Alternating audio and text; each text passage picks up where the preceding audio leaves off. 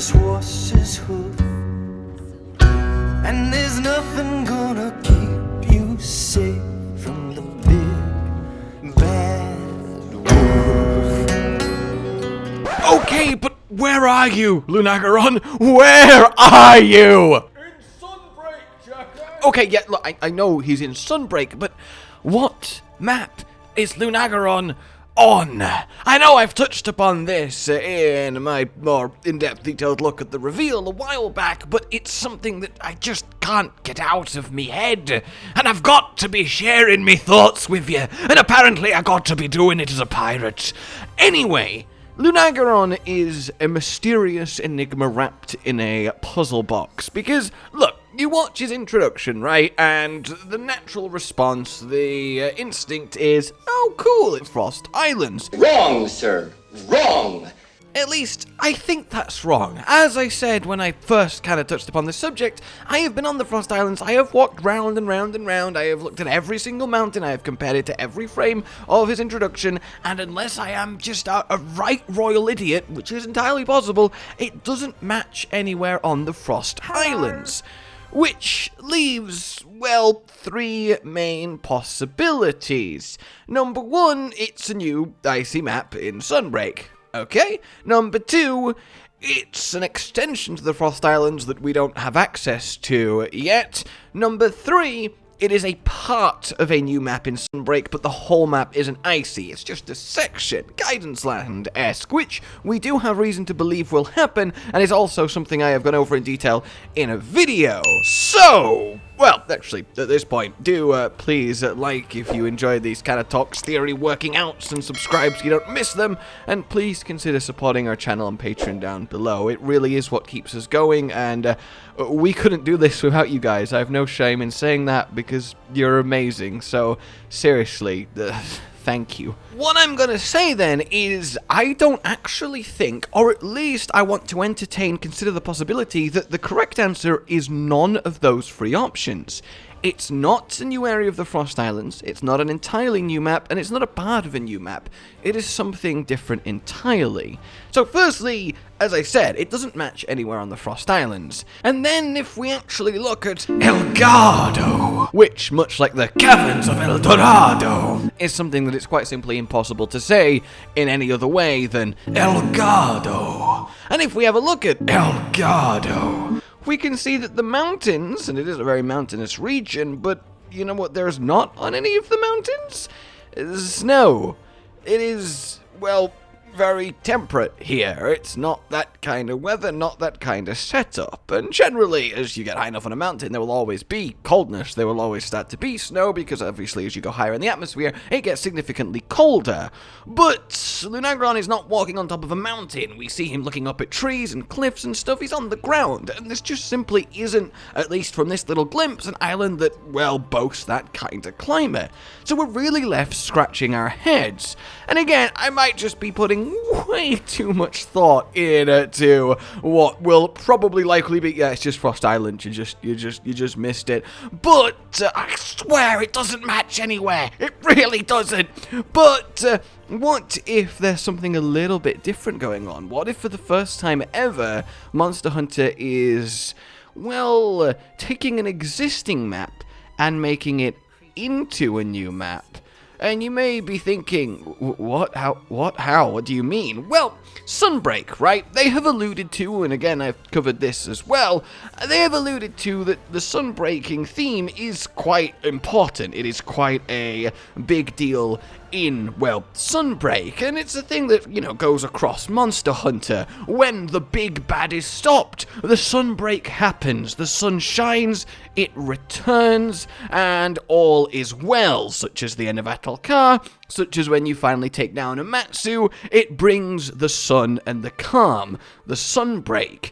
So why would we need to bring the sun if the sun is there and fine? Well, it's not there and fine. We see in the Malzeno intro, it is night, it is darkness. We see in the Lunagaron intro, it is night, is it darkness? Now, coincidentally, it could just be both these events take place at night. But what if, like I think might be possible, the whatever big bad elder dragon that lurks as the final boss of Sunbreak, what if he is responsible for making it permanently nighttime? That would not only cause chaos, both in local animal populations, the monsters, because, you know, it's suddenly becoming permanent night messes with everything, their behavior, their patterns. It also, of course, messes with people. It's an emergency. You need daylight. You need it for, well, I don't need to exaggerate how useful, you know, having sun for half the time is. But this then would be quite a good reason that suddenly this reclusive Aya Kingdom, that again I think it's likely to be, is reaching out for help via Rondine, because this needs solving. And what if this permanent darkness has spread to Chimera? What if that's why Lunagaron is there with your hunter and then, well, you know, is saved by Miss Royal Matinee? I really hope her name actually is Miss Royal Matinee. That would be fantastic, but in all likelihood, obviously Rondine's older night sister. But in any case, we have to ask, why is Lunagaron there? And if the idea that, well, Sunbreak, which clearly is going to base its monsters on, well, let's just call them Western yokai to match the initial theme of base Rise. I mean, they are monsters that go bump in their night. They're the ghouls and the goblins. Werewolves prowl into a full moon at night. Vampires hunt their prey at night. The ghouls, the zombies roam at night. The banshees wail at night. Everything happens at night.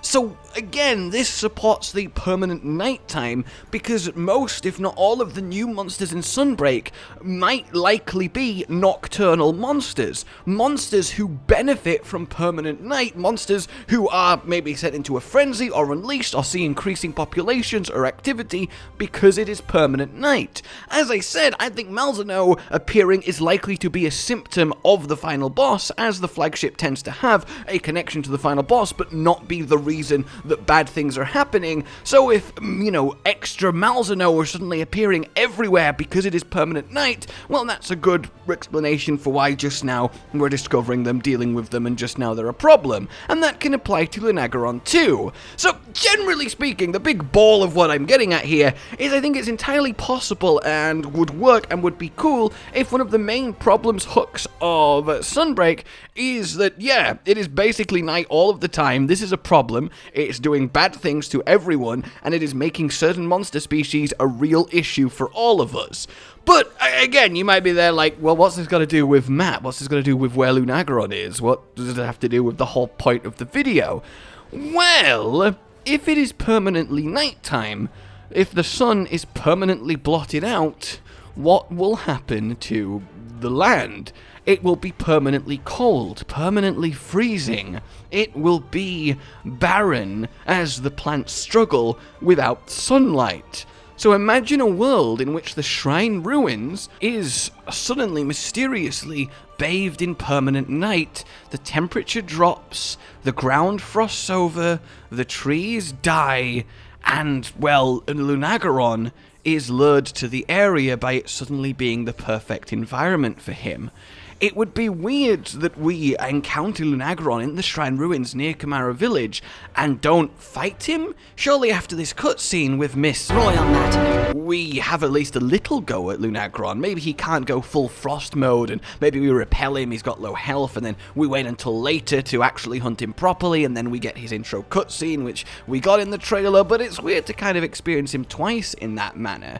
So what if Lunagaron's intro cutscene actually takes place on a frosted over version of the Shrine Ruins? Because it's permanent night, and thus the map, while not a new map, has now become a new map because the climate, the temperature, the type of biome that it is has shifted that dramatically that it feels like a new map, and thus there is a new set of monsters and endemic life and so on and so forth to experience. Now, this all said, there isn't really a good match for Lunagaron's intro on the Shrine Ruins either, which is a little bit of a kicker when, you know, thinking about this theory. But I do really love the idea of, instead of having whole new maps, you still have one because it's an expansion. But like in the old days when you could go in desert today and you needed a cold drink, and then desert at night and you needed a warm drink, that to the extreme.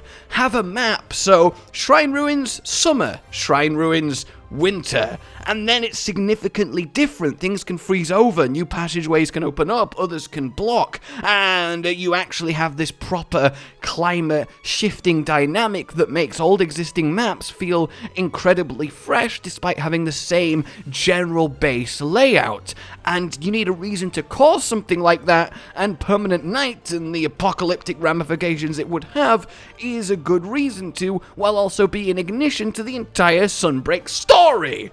Oh, so there you go. Welcome and thank you for listening to my Sunbreak tinfoil hat TED Talk. I hope you enjoyed it. The TLDR of which is quite simply, what if the main story hook of Sunbreak is it's permanent night and we need to sunbreak and, well, solve that situation? What if because of that, existing warm temperate maps are now freezing and cold, bathed in darkness, and because of that, new monsters doing new monster things? Thank you and goodbye. Look, I totally admit, out of all the things I've talked about, come up with, this one is out there, and would I put money on this being the thing?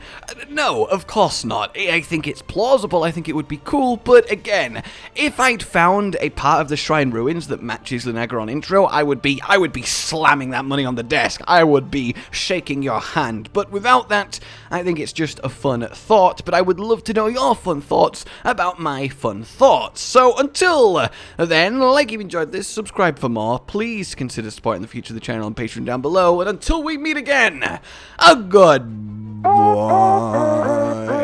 Josh, Cotton, and Hollow with the videos, dropping the humor like a hammer on your tippy toes, bringing entertainment on a daily arrangement to take our insanity and turn it into entertainment. Yes, I said entertainment twice, to reiterate that it is nice to look into your faces on a mostly daily basis when you let us in your homes to make the whole world a stage.